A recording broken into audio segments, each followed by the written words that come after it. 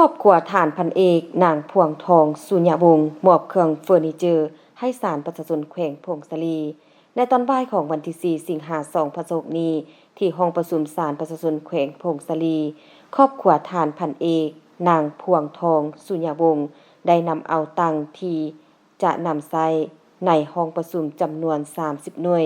มูลค่า30ล้านกีบและครอบครัวทานสมจิตยินดาลัดได้นำเอาโฟเดียมที่จะนำใช้ในห้องประชุมจำนวน1หน่วย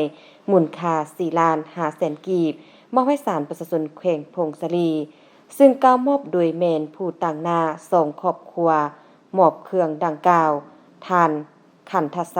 ต่างหน้าครอบครัวทานพันเอกนางพวงทองทานคำเลิศอุณคำต่างหน้าครอบครัวทานสมจิตยินดาลัดและกล่าวหับโดยทานอีกเพ่งสมุทรเลขาหน่วยภาคประธานศาลประชาชนแขวงพงศลีพร้อมนี้ทานอีกเพ่งสมุทรกล่าวแสดงความขอบใจและแสดงความรู้บุญคุณที่ครอบครัวทานพันเอกนางพวงทองสุญญวงศ์ทานสมจิตยินดาลัดที่ยามใดก็เห็นได้